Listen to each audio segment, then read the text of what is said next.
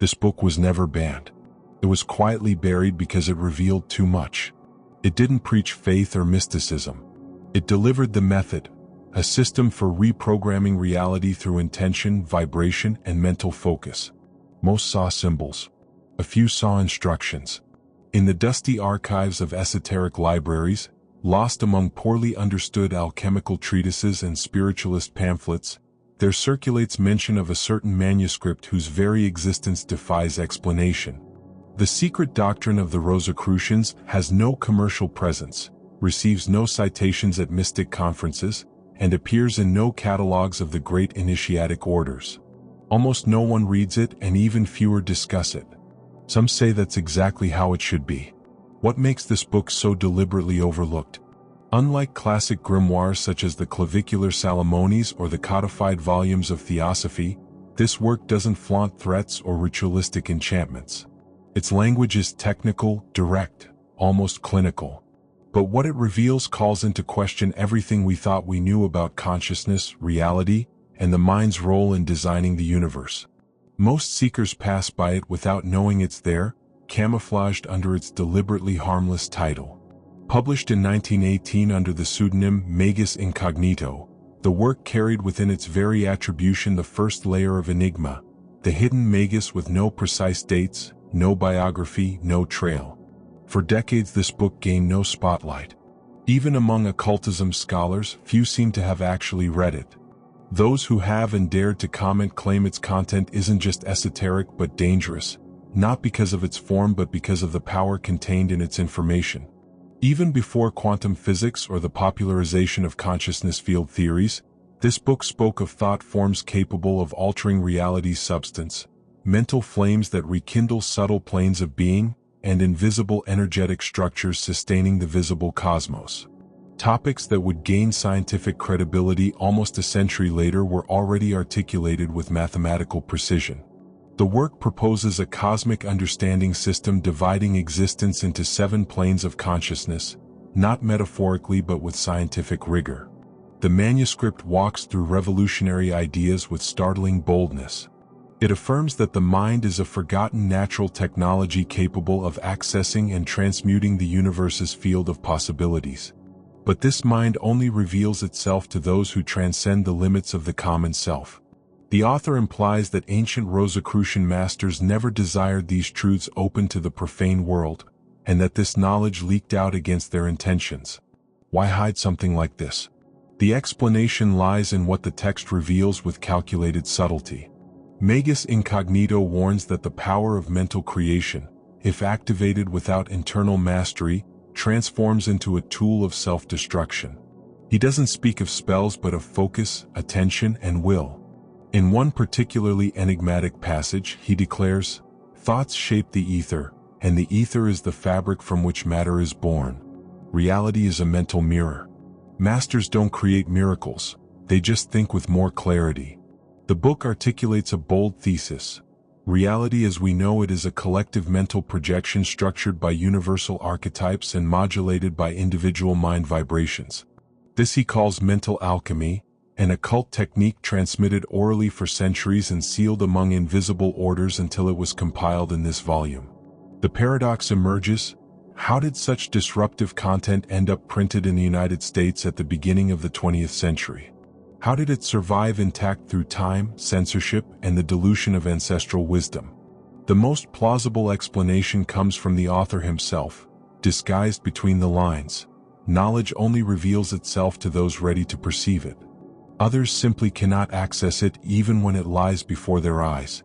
The book functions as a mirror, adapting to its reader. For the inattentive, it sounds like just another occultist work. For the initiated, it becomes a map, a code, a silent initiation.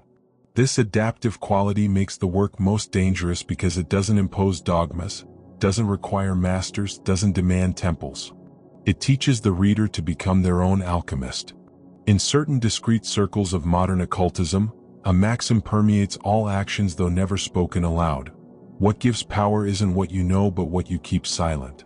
Perhaps that explains why certain doctrines were never officially taught, though they were meticulously documented and hidden in plain sight under layers of symbolism and silence. Among the most revealing manuscripts that escaped ritualistic obscurity for technical language, few were as bold as the Secret Doctrine of the Rosicrucians. The work emerged before its time, which perhaps explains why it was buried in history's chronology. However, its intermediate pages tear the veil completely, revealing not just ancestral metaphysics but a hidden operating system of the universe, something closer to a vibrational warfare manual than a spiritual treatise. Far from devotional abstractions, the teachings present practical, repetitive instructions, as if the author wanted readers to memorize them until they became automatic. The book teaches creation of coded mental forms, psychic constructions projected by concentrated mind, loaded with intention, and aimed with surgical precision at reality's energetic field. Today we call this creative visualization, neurolinguistic programming, or quantum modeling. But Magus Incognito discussed these concepts over a century ago with disconcerting clarity. The difference? Then these teachings weren't sold at motivational lectures but transmitted within initiatic societies demanding proof of character, absolute silence, and rigorous mental preparation. Among the most disturbing passages are specific instructions for directing mental energy currents to influence others' behaviors, not through verbal persuasion but through silent vibrational emission. According to the author, ideas can be planted in other minds the same way seeds fall on soil, through proximity, repetition, and concentrated intention. These concepts echo what we now understand as subliminal suggestion, cognitive priming, or consent engineering. But the book doesn't treat these as discoveries. It presents them as ancient techniques, tools of an invisible elite that always knew and applied them selectively to shape collective behavior. The textual structure reinforces this impression. Instead of philosophical reflections or parables, the author uses command language as in military manuals. Terms like vibrational reprogramming, subtle transmission of mental images, and dominion of the collective psychic field appear frequently, as if they were parts of mental training reserved for those who know how to use, not just understand. The work insists repeatedly that such practices must be kept secret. Silence is power. The ignorant won't know how to discern and will destroy what they poorly understand. The key can only be delivered to those who recognize the lock. Why such zealous secrecy? If these practices offer tools to alter personal and collective reality, why hide them? The answer lies not in mysticism but in power's subtle politics. Whoever dominates the vibrational field of the human psyche, that which acts below conscious reason's level, no longer needs armies or courts.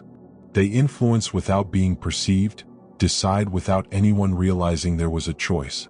What the book reveals in essence is a hidden technology of mental influence, camouflaged under esoteric philosophy's guise while operating as behavioral engineering. Today, when neuroscientists and psychologists begin studying how repetitive mental patterns influence hormonal states, purchasing decisions, and political beliefs, we see the re-emergence in modern language of techniques already described in this forgotten text. The book's content was quietly pushed into spiritual folklore domains over the century. Labels like pseudoscience, romantic esotericism, or metaphysical fantasy were attached with institutional zeal, as if discrediting the tool prevented anyone from wielding it.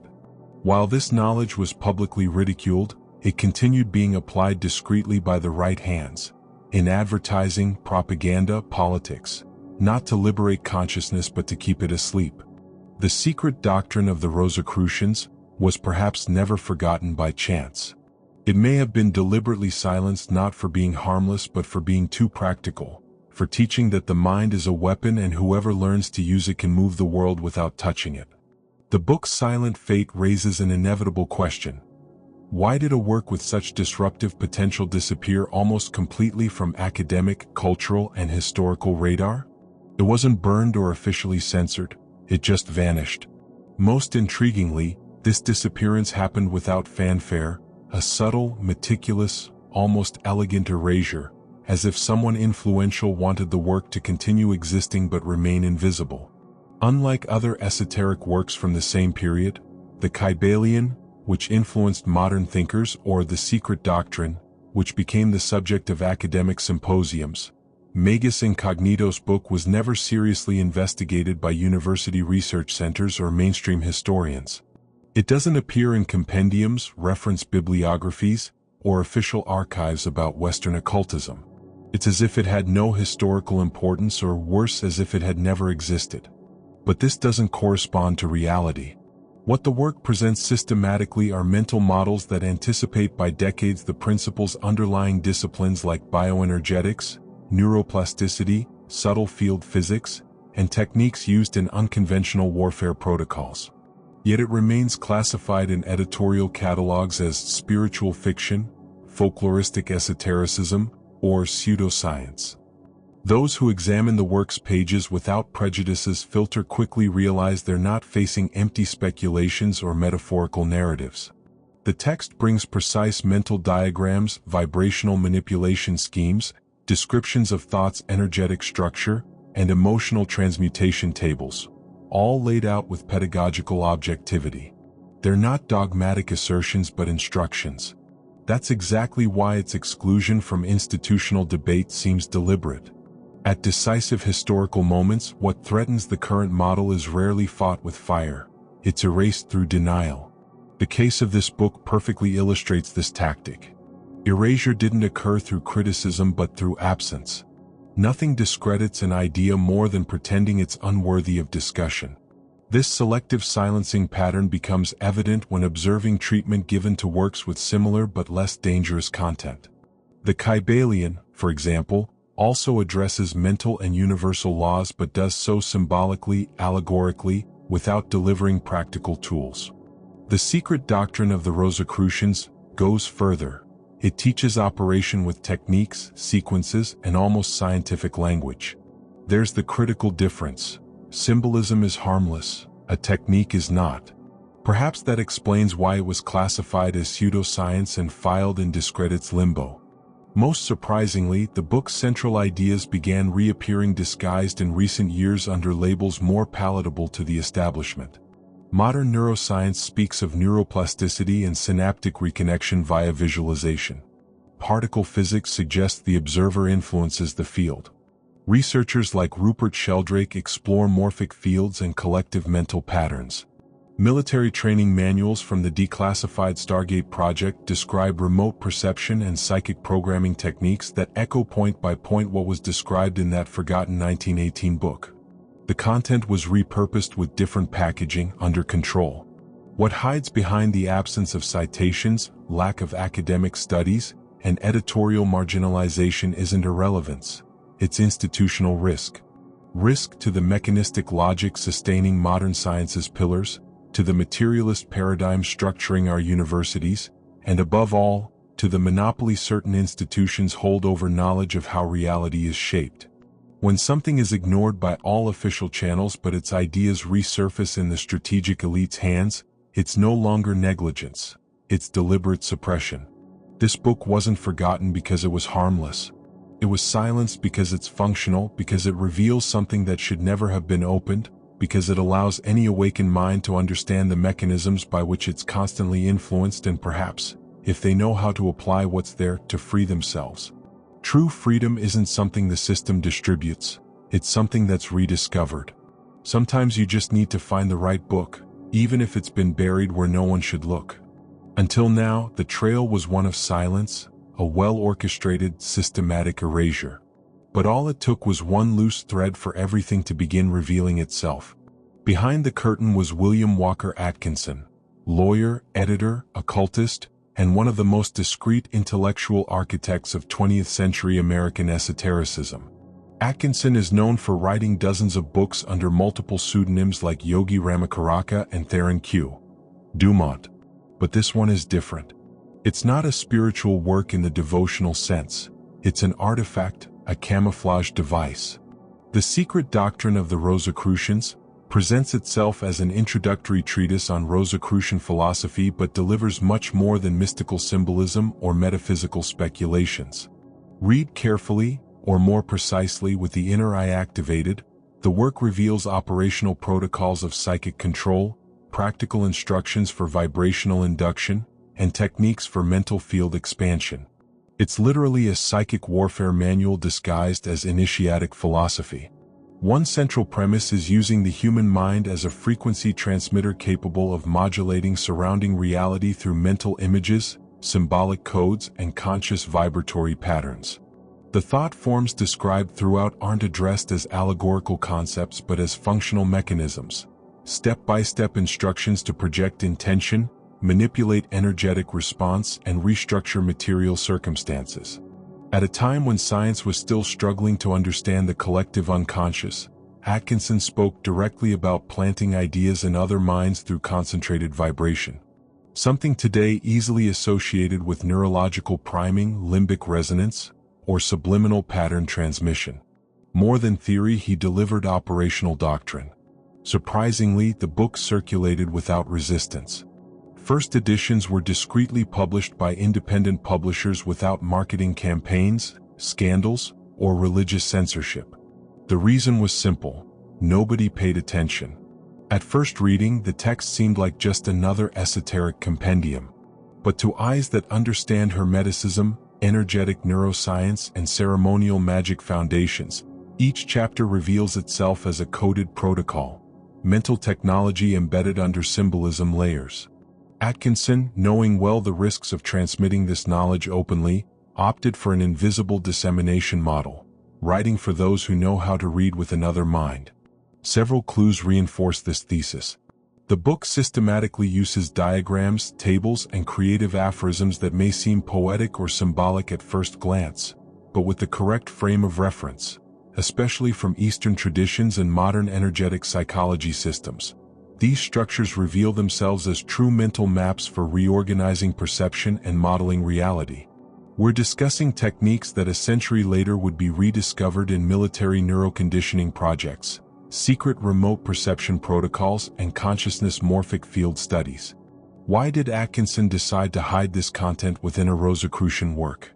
At that time, any attempt to unite mind science, mysticism, and reality manipulation would be classified as heresy or delusion. Atkinson followed an ingenious strategy. He wrote an advanced book as if it were basic and hid revolutionary tools under esoteric traditions' disguise, effective camouflage. For the common reader, it was just another mystical work. For the initiate, a key. More than preserving knowledge, the author seems to have desired perpetuating it safely. After all, as an ancient Hermetic axiom states, the secret isn't in the hiding place but in perception. He didn't write for everyone. He wrote for those who, upon reading what seemed symbolic, would realize it was literal. That thought forms aren't metaphors but vibrational devices. That mastery of the seven planes isn't allegory but the human being's energetic structure.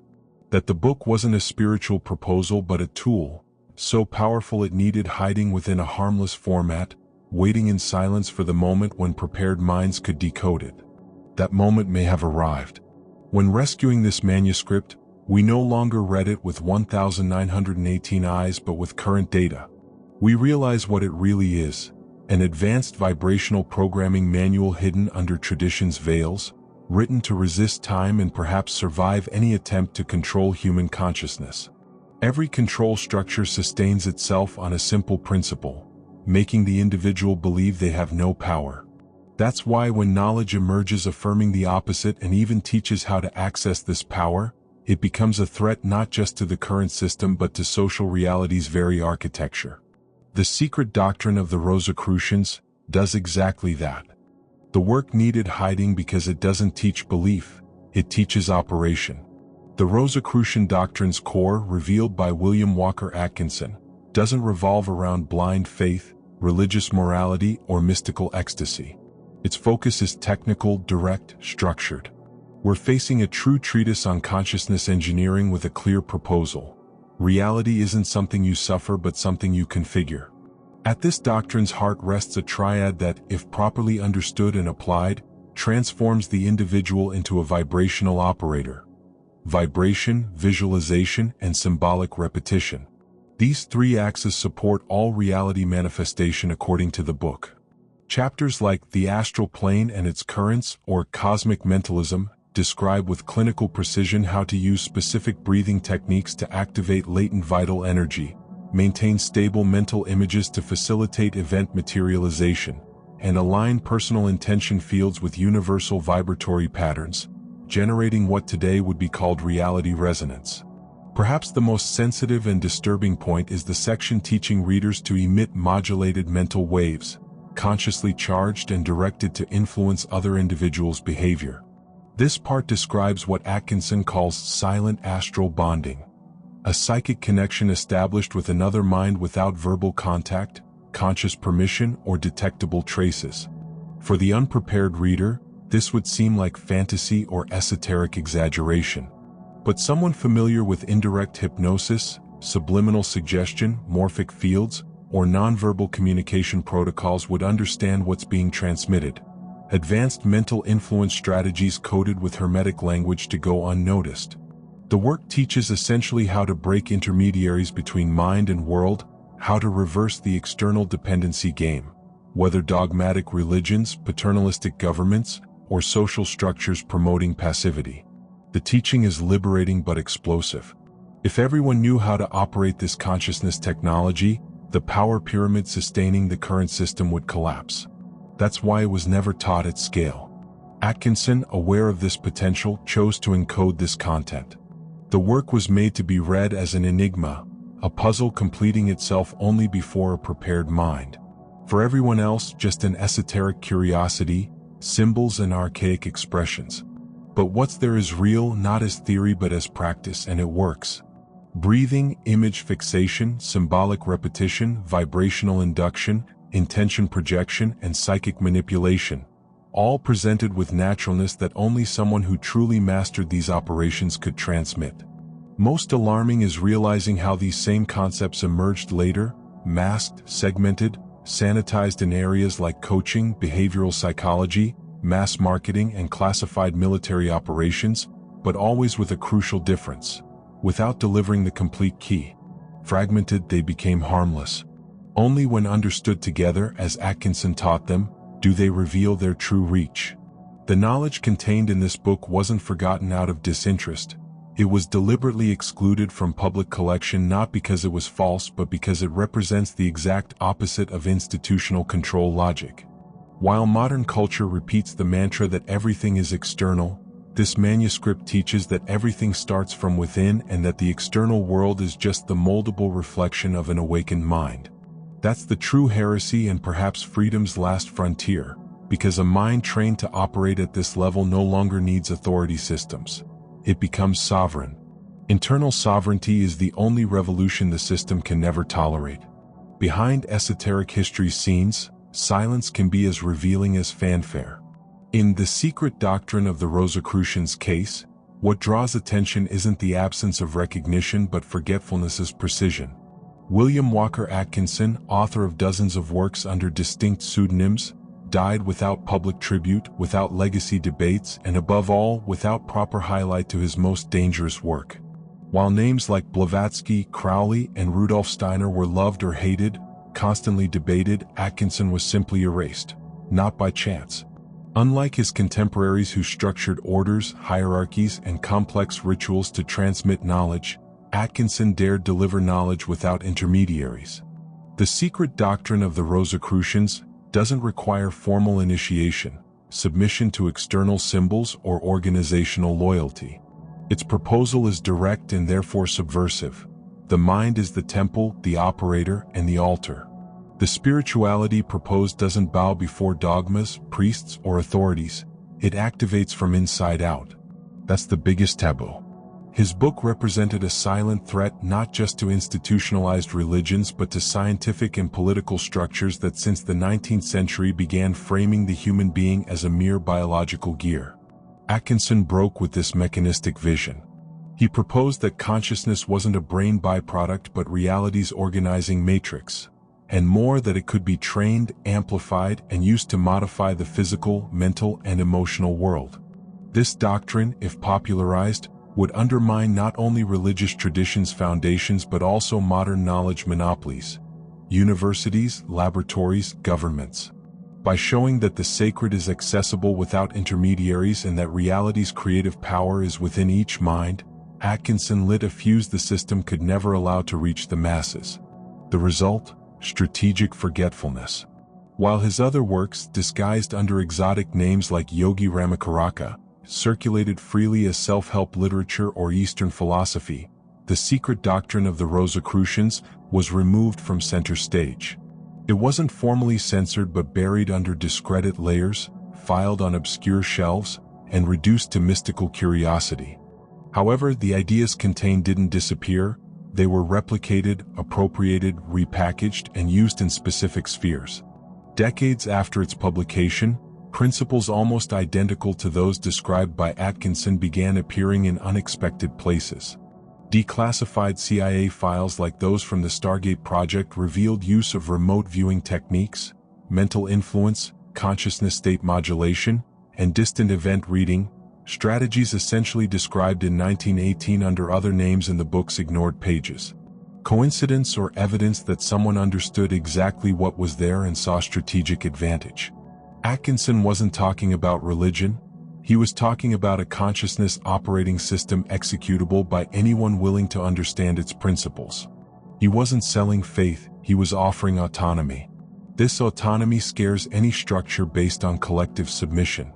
Today, amid rising research on neuroplasticity, epigenetics, energy fields, and consciousness physics, the secret doctrine of the Rosicrucians' central concepts are beginning to reappear, albeit timidly, in scientific congresses and specialized articles. There's talk of cardiac coherence, thought's electromagnetic field, intention's influence on matter.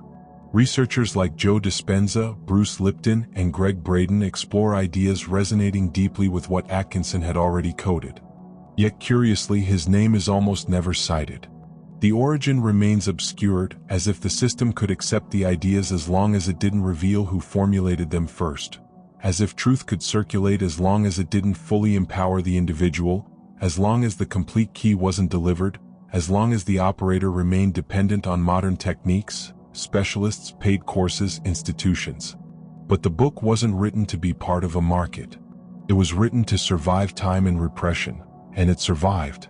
Even today, its pages offer more than knowledge, they offer sovereignty. Not that built by dogmas or external validations, but the internal sovereignty of those who understand that the mind is a sacred tool and that reality, far from being an immutable given, is a field moldable by frequency, image, and intention. Every transformation begins the instant you recognize that external reality isn't immutable but rather a reflection of internal vibration. This vibration can be elevated, modulated, refined. Every change begins with understanding your role as co-creator. The only way to connect with this divine intelligence is through conscious and structured meditation. The implications of Atkinson's work extend far beyond individual empowerment into the realm of collective transformation. When we understand that reality operates as a vibrational field responsive to conscious intention, we begin to grasp why certain information has been systematically suppressed throughout history. The knowledge contained in The Secret Doctrine of the Rosicrucians doesn't just threaten individual control mechanisms. It challenges the entire paradigm of scarcity and limitation that modern society depends upon. Consider the economic implications alone. If individuals truly understood their capacity to influence material circumstances through mental focus and vibrational alignment, the foundations of consumer culture would crumble. The manufactured sense of lack that drives endless consumption cycles would dissolve when people recognize their inherent creative power. This understanding explains why techniques for mental influence have been co-opted by advertising industries while their liberating applications remain hidden. The educational system, too, would face fundamental restructuring if Atkinson's principles were widely taught. Current pedagogical models emphasize external authority, standardized thinking, and intellectual dependency. A population trained in consciousness engineering would naturally develop critical thinking, intuitive discernment, and creative problem-solving abilities that render traditional educational hierarchies obsolete.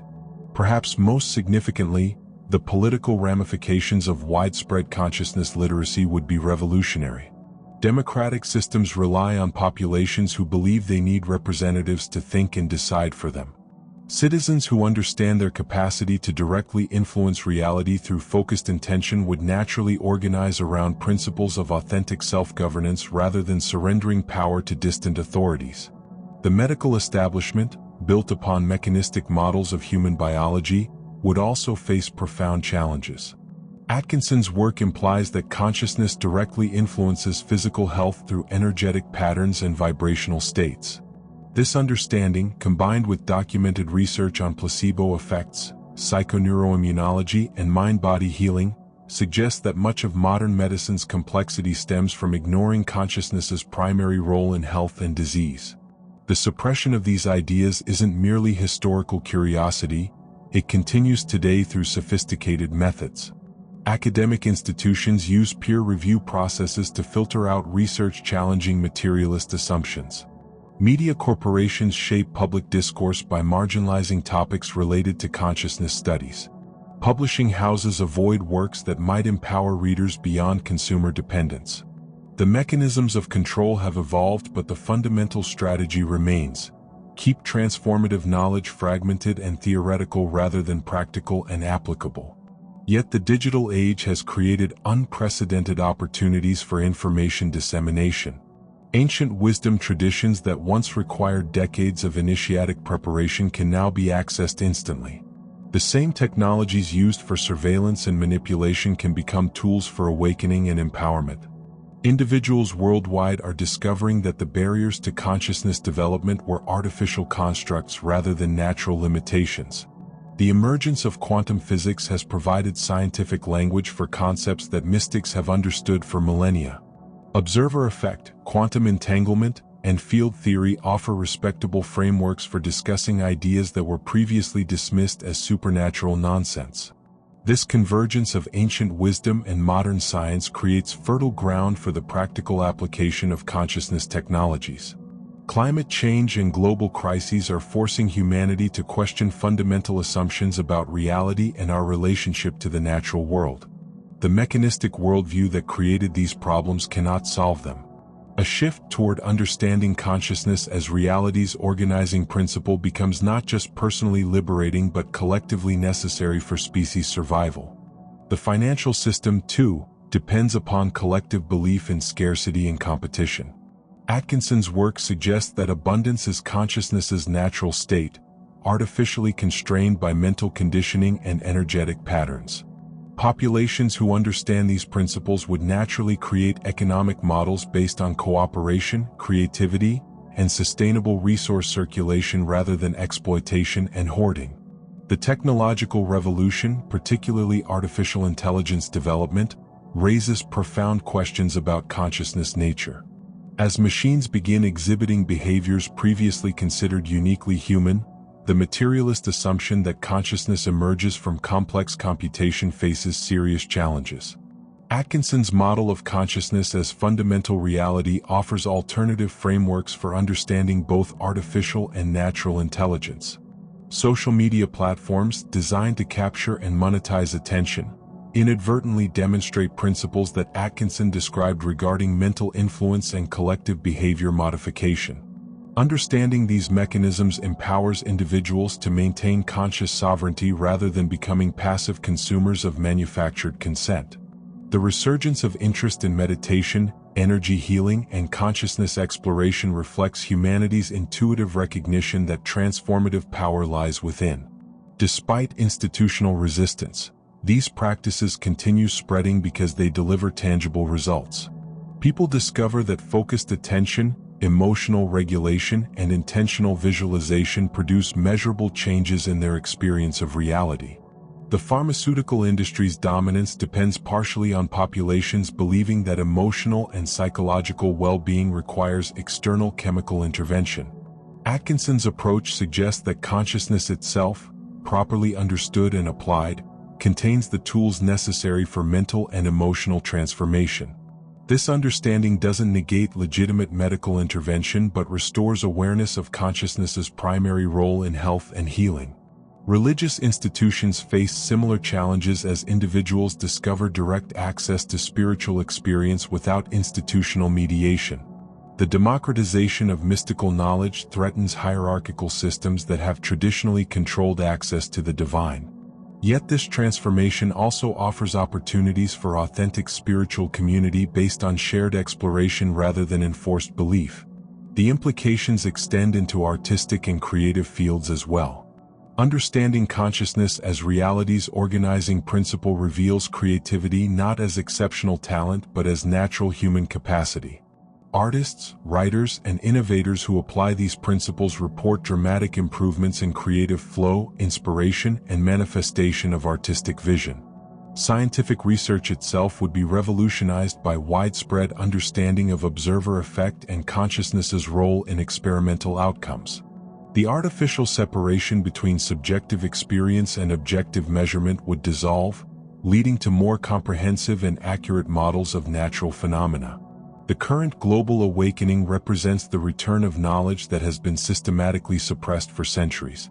The Secret Doctrine of the Rosicrucians serves as both historical document and practical manual for this transformation. Its re-emergence at this critical juncture suggests that humanity is ready to reclaim its co-creative power and assume responsibility for conscious reality participation. The choice now facing each individual is whether to remain within systems of external dependency or step into the unknown territory of conscious self-sovereignty. This transition requires courage because it means accepting full responsibility for one's experience of reality. Yet this responsibility brings with it the ultimate freedom, the recognition that consciousness itself is the most powerful technology ever discovered, and it resides within each person who chooses to awaken to their true nature.